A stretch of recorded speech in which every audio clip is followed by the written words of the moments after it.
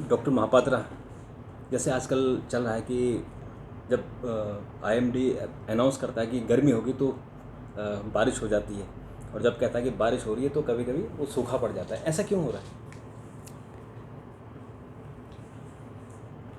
Completely तो ऐसा नहीं है, मगर कभी कभी ऐसे हो सकता है। हमारे जो पूर्वानुमान इशू होता है वो डिफरेंट स्पेशियल स्केल पे और डिफरेंट टाइम स्केल पे इशू होता है। जो हम अगले 3 दिन में क्या होने वाला है इसको हम शॉर्ट रेंज फोरकास्ट बोलते हैं, और अगले 3 घंटे में जो होने वाला है इसको हम very short range forecast nowcast बोलते हैं। और नाउकास्ट शॉर्ट रेंज फोरकास्ट अलावा हम मीडियम रेंज फोरकास्ट इशू करते हैं अप टू 7 डेज, जो डेली इशू होता है, हमारे हेडक्वार्टर से इशू होता है, और इसके साथ साथ जो हमारे स्टेट लेवल पर मेट्रोलॉजिकल सेंटर और रीजनल मेट्रोलॉजिकल सेंटर से वो सभी भी इशू करते हैं। So various weather parameters, specially severe weather events का पूर्वानुमान दिया जाता है। इसका एक्यूरेसी आप देखें तो रिसेंट 5 ईयर्स में एक्यूरेसी 40% इम्प्रूव हुआ है कंपेयर टू प्रीवियस 5 ईयर्स। यानी 2018 और 2022 के बीच में जितना सीवियर वेदर इवेंट है, इनका पूर्वानुमान का सटीकता के साथ आप 2013 से 2017 का जो पीरियड है कंपेयर करेंगे तो 40% इम्प्रूवमेंट दिखाई देता है। और आपको पता होगा कि जैसे साइक्लोन हो तो पिन पॉइंटेड एक्यूरेसी कैसे देश को नहीं, पूरा ये रीजन को मदद किए हैं इफ़ेक्टिव एक्शन लेने के लिए, रेस्पॉन्स एक्शन लेने के लिए, जिसमें हम लॉस ऑफ लाइफ्स जो हो रहा था पहले 10,000, 20,000, 1 लाख, इसको हम रिड्यूस करके अभी सिर्फ 10 से 20 में सीमित किए हैं। कोई भी ऐसे एक देश नहीं बे ऑफ बंगाल और अरबियन सी की एरिया में जहाँ कोई साइक्लोन की वजह से लास्ट 10 ईयर्स में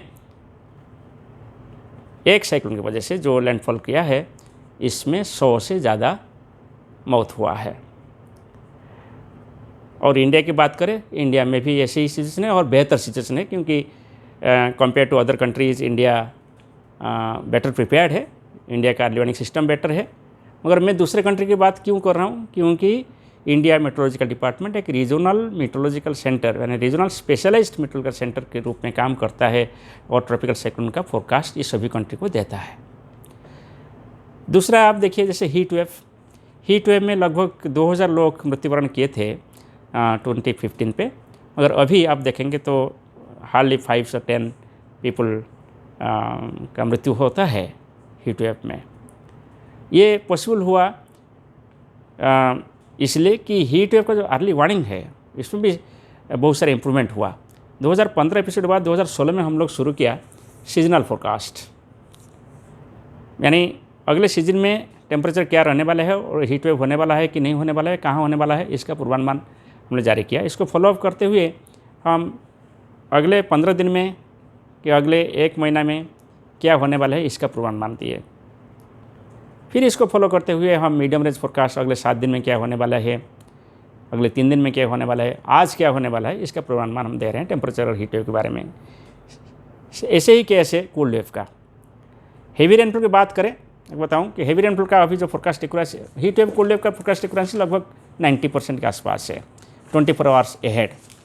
और जो 5 दिन का फोरकास्ट हम दे रहे हैं उसका फोरकास्ट एक्यूरेसी 60% है हीट वेव कूल वेव का, जो कि एक दिन का फोरकास्ट एक्यूरेसी 60% था 5 साल पहले से। यानी ना सिर्फ हमने फोरकास्ट एक्यूरेसी लगभग 40% इम्प्रूव किया है, मगर द लीड पीरियड मैंने एडवांस टाइम जो ज़रूरत होता है डिजास्टर मैनेजर्स के लिए, लोगों के लिए और स्टेक होल्डर्स के लिए, उनसे भी हम 4 दिन ऐड किए हैं। हेवी रेनफॉल की बात करें, जो मानसून सीजन में ज़्यादा हेवी रेनफॉल होते हैं, मानसून हेवी रेनफॉल का फोरकास्ट एक्यूरेसी में बताऊँ, ये लगभग 78% है 2022 में, एक दिन पहले। और 5 दिन पहले जो हम फोरकास्ट देते हैं इसका एक्यूरेसी लगभग 60% है। मगर आप 5 साल पहले देखेंगे कि फोरकास्ट एक्यूरेसी कितना था हेवी रेनफॉल का, एक दिन पहले फोरकास्ट एक्यूरेसी था 60%। सो इसमें आप समझ लीजिए, एक दिन पहले फोरकास्ट एक्यूरेसी था 60%, अभी 5 दिन पहले फोरकास्ट एक्यूरेसी 60%, माने 60% एक्यूरेसी के साथ हम 5 दिन पहले भी प्रेडिक्ट कर सकते हैं, जब 5 साल पहले हम सिर्फ एक दिन पहले प्रेडिक्ट कर रहे थे। यानी 4 दिन हमको ज़्यादा टाइम मिल रहा है। और एक दिन का जो फोरकास्ट एक्यूरेसी था वो 60% से अभी 78% में पहुँच गया। सो इसमें क्या फ़ायदा हुआ, मैं आपको एक एग्जाम्पल देता हूँ। उत्तराखंड का जैसे साइक्लोन का एग्जाम्पल मैं आपको दिया कि कैसे लॉस ऑफ लाइफ्स कम हुआ है। उत्तराखंड में 2013 में आपको याद होगा जो एपिसोड हुआ था केदारनाथ एपिसोड, जिसमें लगभग 4500 लोगों का मृत्यु हो गया था। ऐसे ही एक रेनफॉल इवेंट आया 2021 अक्टूबर में, 49 सेंटीमीटर रेनफॉल हुआ एक स्टेशन पे उस टाइम, और large scale heavy rainfall to extremely heavy rainfall record किया गया। मगर हम जो वार्निंग इशू किए, ये वार्निंग को यूज़ करके स्टेट गवर्नमेंट और सेंट्रल गवर्नमेंट इकट्ठा स्टेप्स लिए, लोगों को इवैक्यूएट भी किया गया जो वल्नरेबल एरिया था, और number of deaths could be reduce to only 30। So इससे आप समझ पाएंगे कि ये अर्ली वार्निंग जो कि पहला कदम होता है कोई एक डिजास्टर मैनेजमेंट का, ये कैसे मदद कर रहा है लॉस ऑफ लाइफ्स को मिनिमाइज करने के लिए। सो ये सब पॉसिबल हुआ जो पास्ट 5 ईयर्स में, इसलिए पॉसिबल हुआ क्योंकि ऑब्जर्वेशनल सिस्टम को अपग्रेड किया गया, मॉडलिंग सिस्टम को अपग्रेड किया गया, और फोरकास्टिंग और अर्ली वार्निंग को भी अपग्रेड किया गया। सो एक एग्जाम्पल मैं आपको देता हूँ। जो रडार आप देखेंगे ये सिर्फ 15 रडार था 2014 के टाइम, और अभी हमारे पास रडार है 37। सो लगभग 90% ऑफ एरिया कंट्री का भी रडार से कवर्ड है, और स्टिल 10% बाकी है। हमारा जो प्लान है अभी वही है कि कैसे हम कंप्लीट कंट्री को रडार में कवरेज करेंगे। एंड प्लान ये है कि 62 रडार लगेगा, और बाई 2025 इसका रूपरेख देखने को मिलेगा। सिमिलरली ऑटोमेटेड वेदर स्टेशंस को बढ़ाया गया, ऑटोमेटेड रेन गेजेस को बढ़ाया गया, और सैटेलाइट का बात करें तो हमारे पास अभी 2 सैटेलाइट है इंडियन स्पेस रिसर्च ऑर्गेनाइजेशन की मदद से, इनसैट 3D, इनसैट 3DR। इसको हम कैस्केडिंग करके हर 15 मिनट में हम लोगों को फोरकास्ट अभी मिल रहा है, ऑब्जर्वेशन मिल रहा है। सिर्फ इतना नहीं, जो हमारा पास मॉडल था पहले, उनका जो रिजोल्यूशन है वो बहुत पुअर था, लगभग 50 किलोमीटर था। इससे 2006-07 की बात करूं तो ये लगभग 150 किलोमीटर था। वो धीरे धीरे कम होते हुए पहुंचा 2013 से 17 के बीच में पहुंचा ये लगभग 25 किलोमीटर, और 2018 में हम नया मॉडल इंट्रोड्यूस किया जिसका रेजोल्यूशन रहा 12 किलोमीटर। इसका मतलब हुआ हर 12 किलोमीटर में आप फोरकास्ट दे सकते हैं, जनरेट कर सकते हैं। जैसे अभी आप कई बार दिखता है कि आप बता देंगे हिसार में कितनी बारिश हो रही है, पानीपत में कितनी हो रही है, यहाँ तक जी है ना। ब्लॉक लेवल पे अभी हम पूर्वानुमान जारी कर रहे हैं। पहले डिस्ट्रिक्ट लेवल दे रहे थे, 2021 में हम ब्लॉक लेवल पूर्वानुमान शुरू किया। इससे पहले डिस्ट्रिक्ट लेवल फोरकास्ट हमने शुरू कर दिया था 2018 से। फिर इससे पहले आप देखेंगे तो पूरा मीटर सब डिवीजन वाइज से फोरकास्ट जा रहा था, और स्टेशन स्पेसिफिक फोरकास्ट देखेंगे तो हम अभी 1200 सिटी के लिए फोरकास्ट जारी कर रहे हैं, और नाउ कास्ट के भी सिमिलरली नंबर ऑफ लोकेशंस के लिए फोरकास्ट जारी कर रहे हैं। अभी वो सफिशिएंट नहीं है। हमने क्या किया कि जैसे हमारा पूर्वानुमान इम्प्रूवमेंट हुआ, लोगों का एक्सपेक्टेशन बढ़ा, हम सिर्फ कल वेदर क्या होगा इतना ही सीमित नहीं रख के वो वेदर के प्रभाव में क्या क्या हो सकता है, यानी इम्पैक्ट बेस्ड फोरकास्ट इंट्रोड्यूस किया। सो पहले तो सिर्फ कलर कोडेड फॉर्म में हम दे रहे थे कि येलो, ऑरेंज, रेड, और कोई इम्पैक्ट इन्फॉर्मेशन नहीं दे रहे थे, सिर्फ साइक्लोन का इम्पैक्ट इन्फॉर्मेशन कुछ दे रहे थे।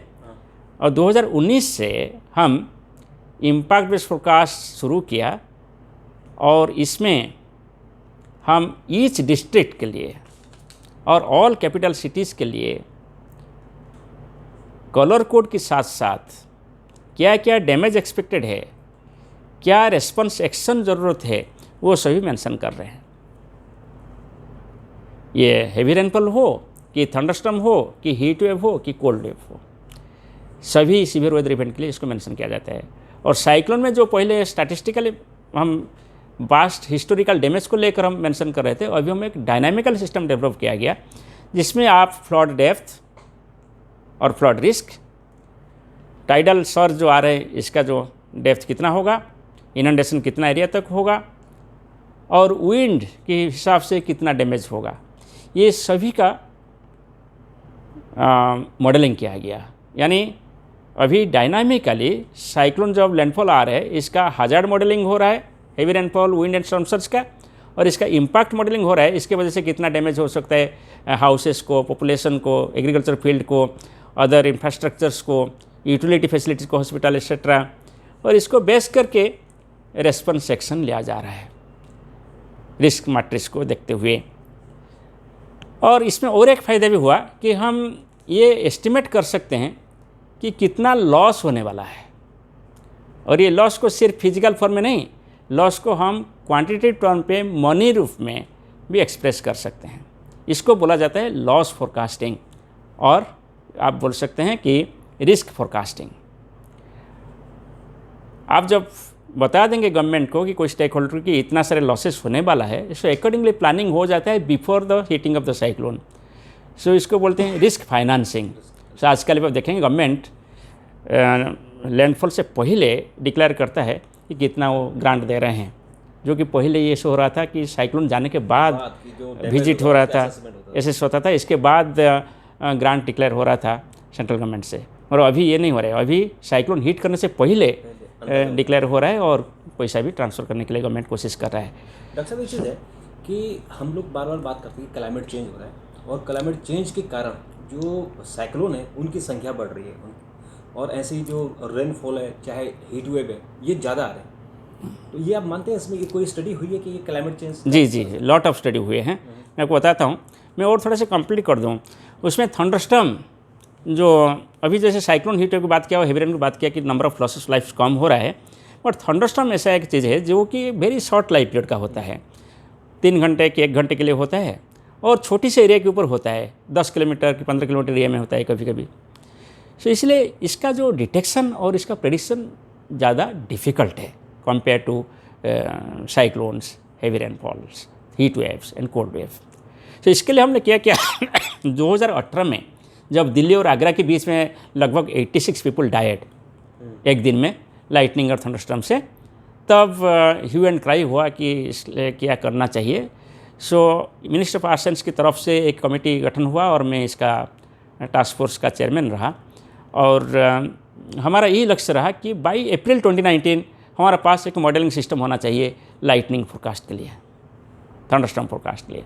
सो हमने ये किया, और अप्रैल 2019 से आप जानकर खुश होंगे कि भारत मौसम विज्ञान विभाग, उनका जो सिस्टर ऑर्गेनाइजेशन है जैसे IITM, NCRWF, वो सभी का मदद से पूरी कंट्री में लाइटनिंग फोरकास्ट दे रहे हैं। तो इसकी एक्यूरेसी रेट क्या है? हाँ, मैं बताता रह रहा हूँ। लाइटनिंग थंडरस्टॉर्म के साथ होता है, मगर लाइटनिंग बहुत point specific, very location specific incident होता है। लाइटनिंग सभी जगह एट ए टाइम नहीं होता है। और थंडरस्टॉर्म का जो पूर्वानुमान, हम लॉन्ग टर्म डाटा है, इसका पूर्वानुमान जो है अभी 86% के आसपास है थंडरस्टॉर्म फोरकास्ट एक्यूरेसी, जो इशू हो रहा है लोकेशन स्पेसिफिक लेवल पे। सो आप इसको यही मान के चल सकते हैं कि लाइटनिंग का फोरकास्टिंग एक्यूरेसी क्या होगा।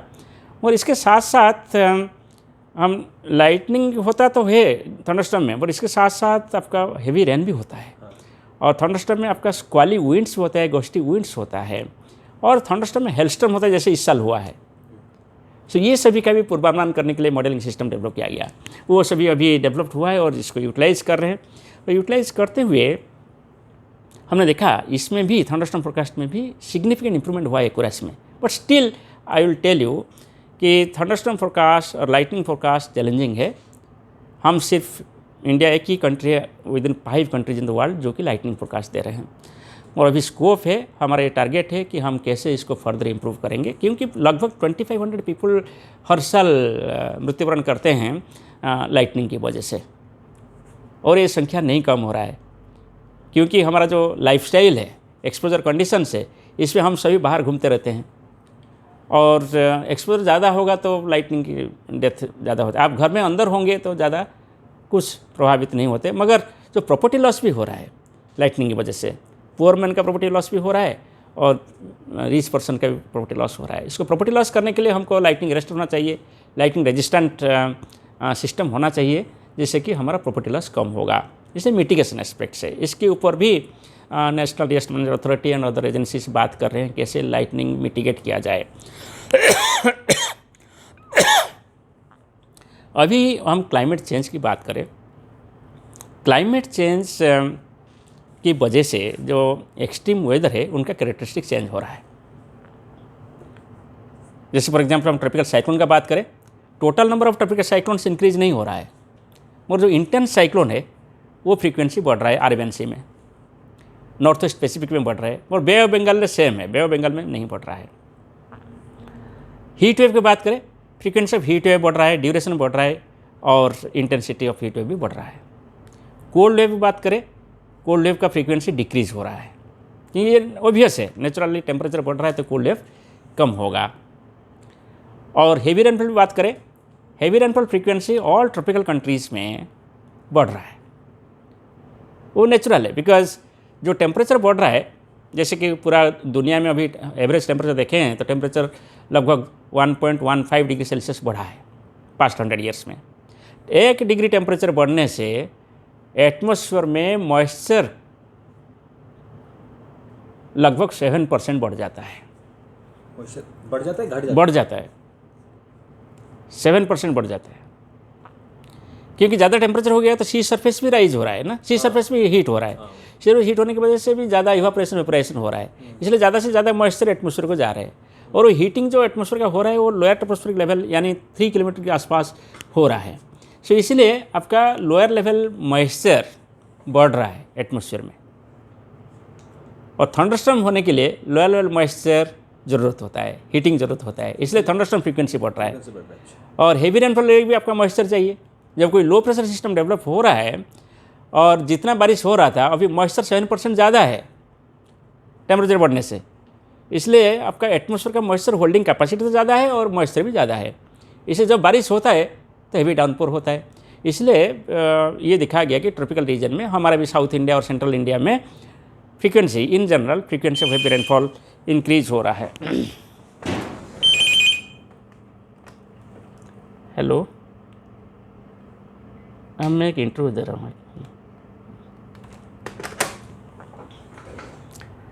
सॉरी, एडिट कर देंगे आप।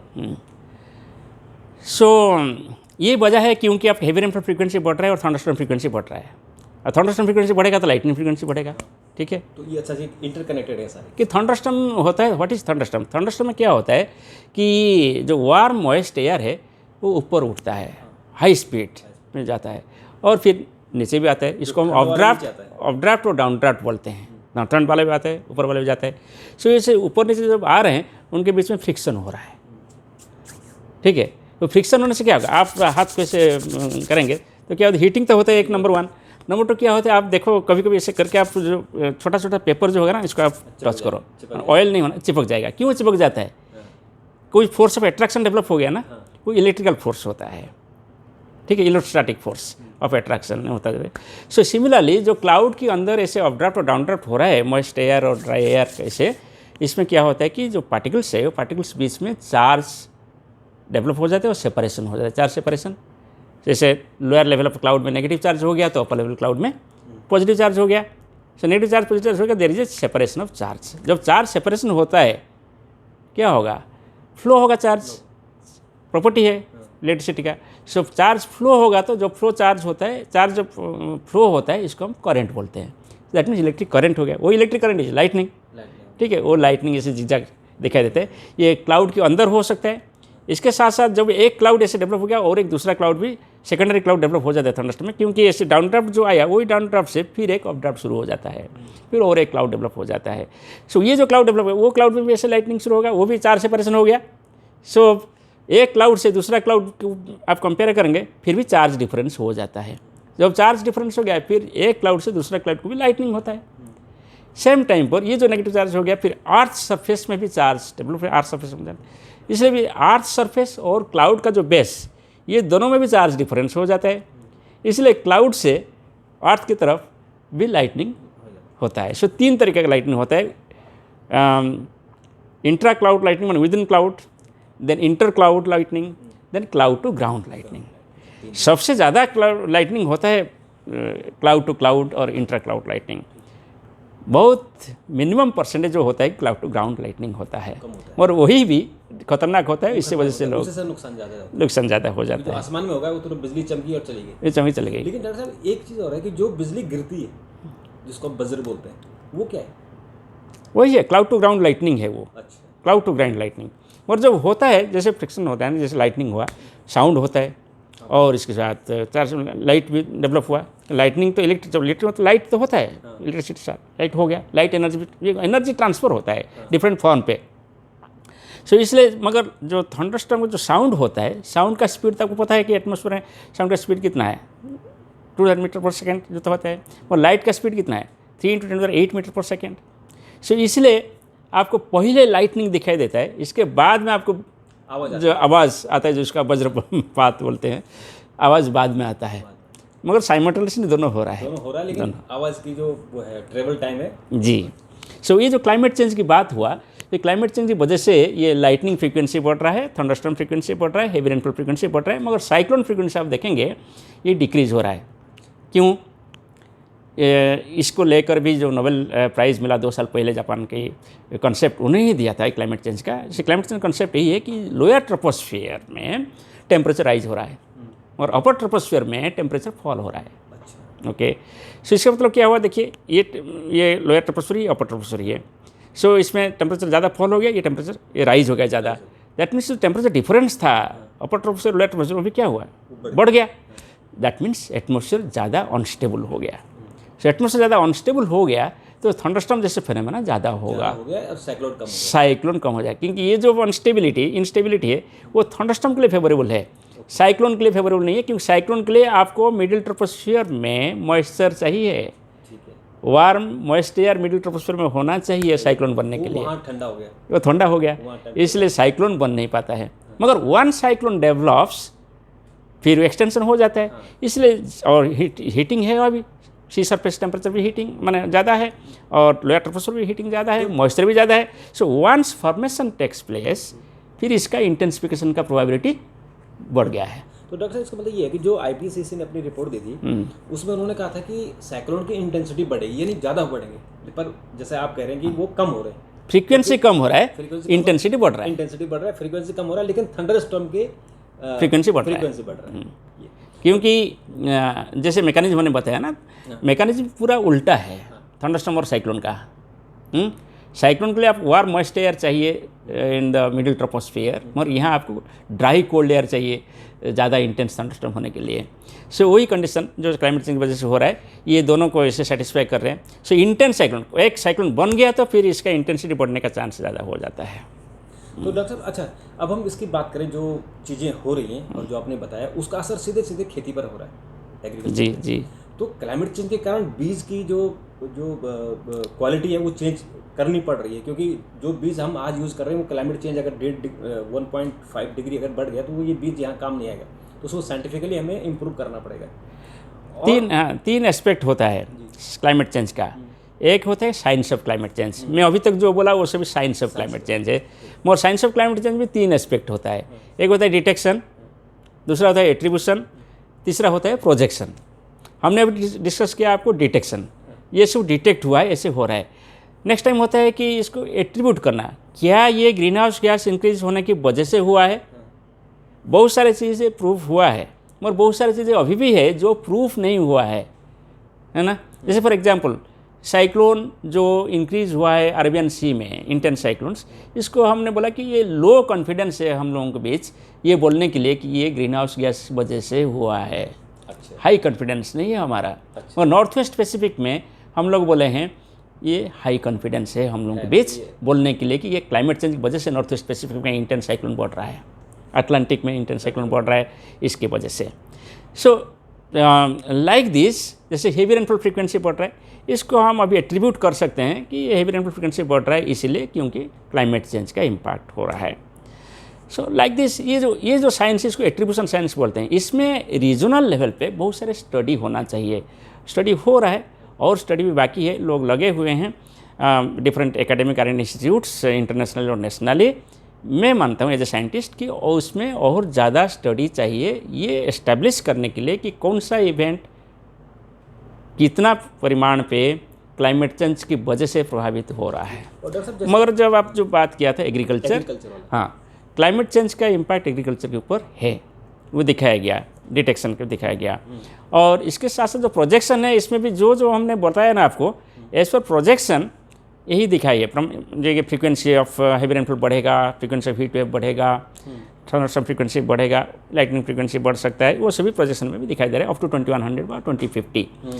हम एग्रीकल्चर से जैसे फॉर एग्जाम्पल व्हीट या राइस की बात करें, जो हमारा स्टेपल फूड है इंडिया में, से बात करें, इसमें दिखाई दे रहा है 6 to 10% यील्ड कम हो सकता है। हाँ, ये बात आपने ठीक है, टेम्परेचर बढ़ने की वजह से 6 to 10% यील्ड कम हो सकता है। एक्चुअली क्या होता है, एक्चुअली जो टेम्परेचर बढ़ जाता है, rice for example maturity stage में है, टेम्परेचर जितना ज़रूरत है उनका इससे और ज़्यादा टेम्परेचर हो रहा है। ये एक नेचुरल टेंडेंसी हो जाता है राइस पेड़ का, राइस प्लांट का, जो आप बोले कि अर्ली मैच्योर हो जाए। अच्छा, ऑटोमेटिकली मौसम को, हाँ, यस।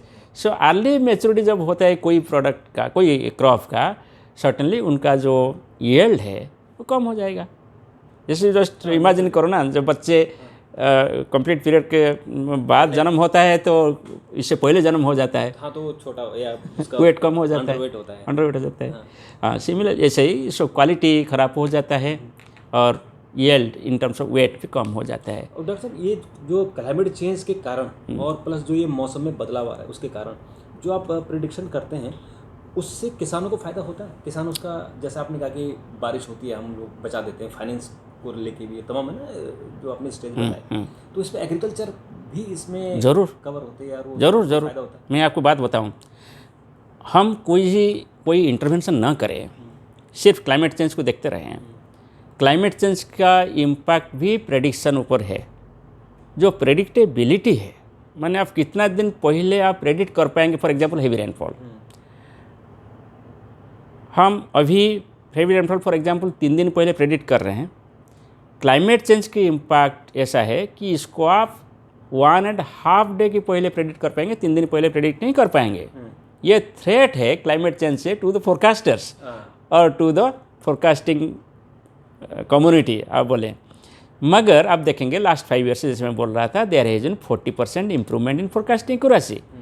इसका मतलब है कि सभी ये जो क्लाइमेट चेंज का थ्रेट है, वो थ्रेट का अगेंस्ट में हम लोग जाते हुए हमारा फोरकास्ट एक्यूरेसी इंप्रूव हुआ है। ये कैसे हुआ ना, ये जो सब इम्पैक्ट है इसको हमने एनालिसिस किया और इसको एड्रेस करने के लिए जो रिक्वायर्ड ऑब्जर्वेशनल सिस्टम से, मॉडलिंग सिस्टम से इसको एस्टेब्लिश किया गया और इसकी वजह से हम लोग अगेंस्ट द टाइड जाते हुए फोरकास्ट इंप्रूव किया। मगर फ्यूचर में भी इसका चैलेंज है, फ्यूचर में और ज़्यादा चैलेंज होगा। इसके लिए भी हम लोगों को ये कंटिन्यूअस प्रोसेस में जो अर्ली वार्निंग सिस्टम है इसको इम्प्रूव करना ही पड़ेगा, इम्प्रूव करते ही रहेंगे। इसलिए मैं आपको फ्यूचर प्लान बताया कि हम फ्यूचर में भी हम सभी automated weather station highly dense network बनाएंगे। डफलो राडार नेटवर्क को ऐसे करेंगे कि ना सिर्फ पूरा कंट्री कवर होगा मगर रिडंडेंसी रहेगा। हेवी रेनफॉल एरिया में जहाँ ज़्यादा लगाएंगे, फॉर एग्जांपल जो हिली एरिया है, north west Himalayas, eastern Himalayas में स्पेसिफिक ड्राइव लेते हुए हम 11 और 8 रडार लगा रहे हैं अपार्ट फ्रॉम एग्जिस्टिंग। इसमें प्लेन एरियाज में 11 रडार लगा रहे हैं। सिटी एरिया में 5 रडार सिटी एरिया में लगा रहे हैं जो मेजर सिटी है। सो इसमें क्या है कि नॉट ओनली आप सिर्फ जनरल फोरकास्ट में सीवियर वेदर वार्निंग को आप एड्रेस करेंगे, मगर सभी सेक्टर्स को, सोशियो इकोनॉमिक सेक्टर्स जैसे अर्बन सेक्टर हो, कि कोई हाइड्रोलॉजी सेक्टर हो, कि हेल्थ सेक्टर हो, कि पावर सेक्टर हो, कि एनवायरनमेंट हो, एग्रीकल्चर हो, ट्रांसपोर्ट हो, माने aviation, navigation and surface transport, rail and road हो, टूरिज्म हो, ये जो सभी सोशियो इकोनॉमिक सेक्टर है इसको हम एक उपहित ऐसे एक्रोनिम दिए हैं। इसको हम पहला टारगेट करके किस पे कैसे हम वेदर एंड क्लाइमेट इंफॉर्मेशन को मजबूत करेंगे, जिसको लेकर ईच आदमी, ईच स्टेक होल्डर और गवर्नमेंट इसका ऑप्टिमम यूज करके हमारा जो सोशियो इकोनॉमिक डेवलपमेंट इसको जारी रखे और उससे ज़्यादा बढ़ाए। आपको पता है 5% of the gross domestic product loss होता है सीवियर वेदर की वजह से, नेचुरल हैज़ार्ड्स की वजह से।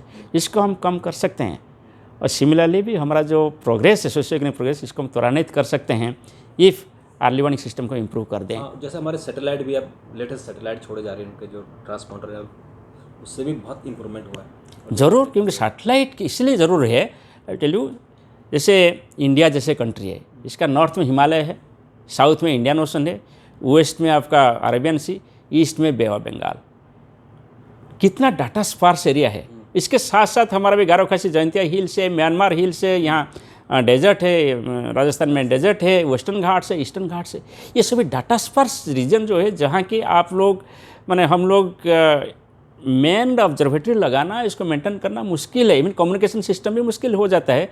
वहाँ आप रिमोट सेंस ऑब्जर्वेशंस ले सकते हैं, और सैटेलाइट एक रिमोट सेंसिंग सिस्टम है जिसमें आप ऑब्जर्वेशन ले सकते हैं every half an hour.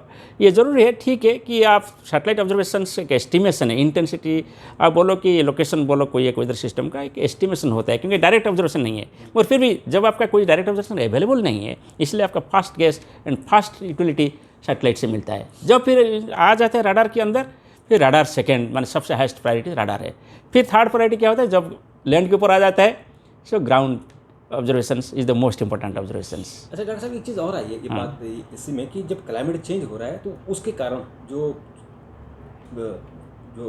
Heat wave और ये सब बढ़ रहे हैं वो तो है ही, जो चिकनगुनिया, डेंगू और ये कोरोना, इन तीनों पे भी इसका असर हुआ है। अब कहते हैं कि जो अभी रिपोर्ट आई है WHO की, वो कह रहा है कि डेंगू और चिकनगुनिया के केसेस बढ़े हैं इससे, क्लाइमेट चेंज से। मैं आपको बताऊं कि कुछ डिजीज होता है, इसको हम बोलते हैं vector borne diseases. Vector disease का मतलब यही होता है जो डिजीजेस वेदर एंड क्लाइमेट की तरफ प्रभावित होता है।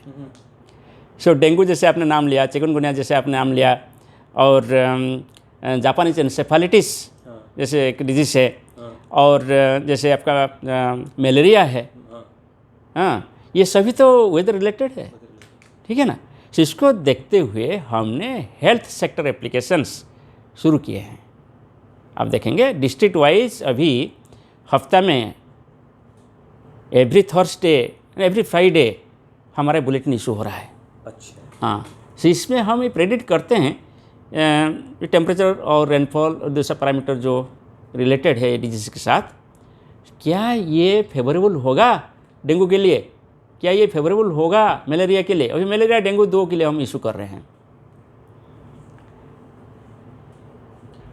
तो ये बात तो सही है। हाँ, दे रहे हैं, मगर ये सिर्फ इतना से नहीं है। जैसे हम हीट एक्शन प्लान किए हैं ना, ऐसे ही हमको प्लान बनाना पड़ेगा, malaria action plan for example, और हेल्थ एक्शन प्लान्स।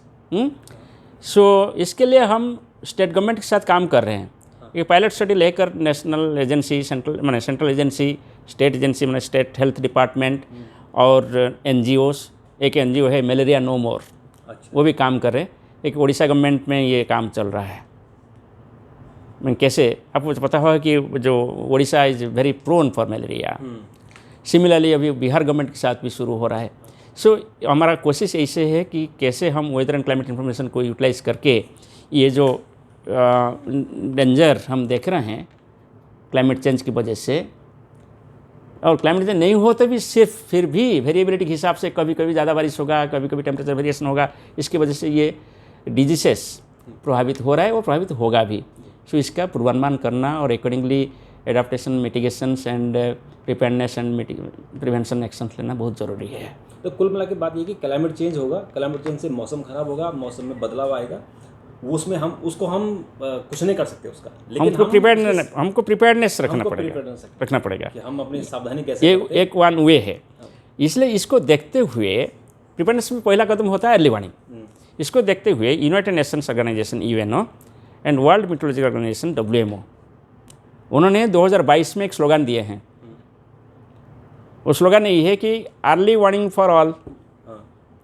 आपको पता है अभी पूरा दुनिया में सिर्फ 55% ऑफ द कंट्रीज़ के पास अर्ली वार्निंग सिस्टम है। सभी कंट्री के पास अर्ली वार्निंग सिस्टम है ही नहीं। इसलिए जो US, जापान या इंडिया प्रोवाइड कराता है। यस, जो डेवलप कंट्रीज हम रीजनल सेंटर है यहाँ ये सभी को देने के लिए। छोटे छोटे स्पेशली जो माने पुअर कंट्रीज़ है, माने लीस्ट डेवलप्ड कंट्रीज़ या developing countries, small island Nations, even large island Nations also, उनके पास अर्ली वार्निंग सिस्टम नहीं है। और जिसके पास भी अर्ली वार्निंग सिस्टम है वहाँ भी सभी लोगों के पास अर्ली वार्निंग नहीं पहुँच रहा है। सो टारगेट यही है कि अर्ली वार्निंग सभी पास पहुँचना है। इसमें इंडिया का रोल भी रहेगा। India will be a peer adviser, हमने कमिट किए हैं। ये जो एशिया पैसिफिक एरिया है, एडजनिंग अफ्रीकन एरिया और साउथ एशिया, इस एरिया में कंट्रीज़ को मदद करने के लिए हम मदद मीन्स टेक्निकल एडवाइस हम देंगे कि जैसे फॉर एग्जांपल उनका ऑब्जर्वेशन सिस्टम्स बैठाना, उनको मदद करना, इसका मेंटेन करने के लिए, इंस्पेक्ट करने के लिए, क्वालिटी मेंटेन करने के लिए हम मदद करेंगे। और इसके अलावा हम ट्रेनिंग देंगे। उसके अलावा हम उनको ये सूचना भी दे सकते हैं कि आपके यहाँ क्या सूचना तो अभी भी दे रहे हैं, सूचना अभी भी दे रहे हैं, पर क्या कि सूचना हम दे रहे हैं और उनके पास ऑब्जर्वेशन है नहीं ना। सो उनका एरिया में क्वालिटी ऑफ फोरकास्ट इतना अच्छा नहीं होगा क्योंकि वहाँ ऑब्जर्वेशन तो नहीं। देखिए ये जो मीटरोलॉजी होता है इसको हम बोलते हैं कि initial value problem. Weather forecasting is an initial value problem. Initial problem का मतलब क्या होता है, मैंने आपका इनिशियल कंडीशन क्या है एटमॉस्फेयर का कि ओशन का आपको पता नहीं है तो आप प्रेडिक्ट कर नहीं पाएंगे। इसलिए प्रेडिक्शन अच्छा होगा जब आपका इनिशियल कंडीशन अच्छा होगा। इसलिए कोशिश होगा कि कितना ज़्यादा हम ऑब्जर्वेशन लें, कितना मोर डेंस ऑब्जर्वेशन लें, कितना फ्रीक्वेंट ऑब्जर्वेशन लें और कितना हाई क्वालिटी ऑब्जर्वेशन लिया जाए। डॉक्टर साहब एक आखिरी सवाल, मतलब ये सवाल तो जायज़ नहीं है लेकिन ये अफवाहें चल रही हैं कि अर्थक्वेक को लेके भी प्रेडिक्शन हो सकता है। दुनिया भर में कोशिश चलता रहता है। जापान में भी ऐसे फ्यू सेकेंड से पहले प्रमाण देने के लिए इसको आप प्रेडिक्शन बोलो, नहीं तो इसको आप एक्सट्रापोलेशन बोलिए। फॉर एग्जांपल मैं आपको बताता हूँ, अभी भी यहाँ भी IIT Roorkee and other agencies इसके ऊपर काम कर रहे हैं, मगर मैं तो एक्सपर्ट नहीं हूँ। जब आपने पूछा तो मैं बता रहा हूँ आपको, you can contact other experts. मुझे जानकारी है इसके हिसाब से यही है कि पहले जैसे फॉर एग्जांपल जब हो रहा था हमको पता चलता अर्थक्वेक हो गया, जो लोग हैं उनको डायरेक्ट पता चल जाता था। मगर जो डिजास्टर मैनेजमेंट एजेंसी से जैसे दिल्ली में बैठे हैं कि अर्थक्वेक हो गया हिमालय में, उनको कैसे पता चलता है ना, जब इन्फॉर्मेशन आएगा कोई ऑथराइज एजेंसी की तरफ से, जैसे नेशनल सेंटर फॉर सिस्मोलॉजी अभी है। सो ये बुलेटिन जनरेट करने के लिए पहले बहुत टाइम लग रहा था, अभी ये टाइम रिड्यूस हुआ है। इमीडिएटली एक ऑटोमेटेड मैसेज जनरेट हो जाता है, ये मैग्नीट्यूड कितना रहा रिक्टर स्केल में और कौन सा एरिया में हुआ। इसके बाद इसको एनालिसिस करके थोड़ा सा करेक्शन करते हैं, फिर विद इन आपको 10 मिनट्स पता चल जाता है। ये जो ऑटोमेटेड मैसेज जनरेशन होता है इमीडिएटली, सो पता चल जाता है इमीडिएटली कि अभी जैसे फॉर एग्जांपल हिंदुकुश में हुआ। सो अभी दिल्ली से हिंदुकुश फॉर एग्जांपल 1000 किलोमीटर्स है। अभी इसका इम्पैक्ट पहुंचने के दिल्ली में शायद 3 सेकेंड कि 4 सेकेंड लग सकते हैं, जो प्राइमरी वेव सेकेंडरी वेव का प्रोपागेशन होता है। सो वही कॉन्सेप्ट है, कैसे हम वही 3 सेकेंड के 4 सेकेंड से पहले पता दें कि अर्थक्वेक हो गया वहाँ, इसलिए इम्पैक्ट यहाँ पड़ सकता है। सो वही जो गोल्डन आवर जैसे होता है ना, इसको हम इस्तेमाल कर सकते हैं और अकॉर्डिंगली प्रिकॉशनरी एक्शन हम ले सकते हैं। थैंक यू सर, बहुत बहुत धन्यवाद, आपने बहुत थैंक यू वेरी मच। हाँ, मगर वो पहला क्वेश्चन जो किया था आपने, उसका रिप्लाई हुआ नहीं। कौन सा बोला? मैंने जो वो फोरकास्ट गलत जा रहे, फोरकास्ट तो हम बता दिया, फोरकास्ट गलत नहीं जा रहे, मगर ये होता है कि आप जब इसको हो गया थोड़ा ऐसा और क्या। हाँ, मैं तो उसे बता दिया था। बस आपने डिटेल बता दी कि वो गलत नहीं है। हाँ, गलत नहीं है। आपने परसेंटेज कितना उसका इम्प्रूव हो रहा है इसको बता दिया। और इसी बता दिया कि हम अभी पूरा कंट्री का फोरकास्ट दे रहे हैं, ना सिर्फ फिगर एक दे रहे थे। अभी फोरकास्ट लॉन्गेस्ट में क्या होगा ना 96% कि 98% से बोल रहे थे। अभी हम क्या कर रहे हैं, 96% बोल रहे हैं। इसके साथ साथ पूरा कंट्री में बारिश कैसे रहेगा, कहाँ ज़्यादा बारिश होगा, कहाँ कम बारिश होगा, कहाँ सामान्य बारिश रहेगा, इसका पूर्वानुमान हम दे रहे हैं। और जो मौसम का आप पहले बता देते हैं, मानसून का, इस बार मानसून कैसा रहेगा? वही बोला ना, ये मानसून की बात। जैसे ना अभी जैसे मिडिल ऑफ अप्रैल हम इशू करेंगे, पहले हम सिर्फ एक ही बात कर रहे थे कि इस बार भारत में मौसम नॉर्मल होगा कि इतना परसेंटेज होगा, ये बोल रहे थे। अभी हम क्या कर रहे हैं, पूरा भारत का मानचित्र के अंदर दिखा रहे हैं कौन सा एरिया में नॉर्मल होगा, कौन सा एरिया में एबो नॉर्मल होगा, कौन सा एरिया में बिलो नॉर्मल होगा, है ना। इसमें आपका जो प्लानिंग है, हाइड्रोलॉजिकल प्लानिंग हो कि एग्रीकल्चरल प्लानिंग हो कि इंडस्ट्रियल प्लानिंग हो कि ड्रिंकिंग वाटर प्लानिंग हो, वो सभी ज़्यादा मजबूत हो जाता है। पहले ये नहीं था, हमने इंट्रोड्यूस किया है इसको लास्ट 2 ईयर्स। अच्छा, लास्ट ईयर शुरू हुआ? Yes yes yes. हाँ, वैसे मतलब मानसून की चीज़ें पता चली जा रही हैं। हाँ, ठीक है sir, thank you very much. Thank you.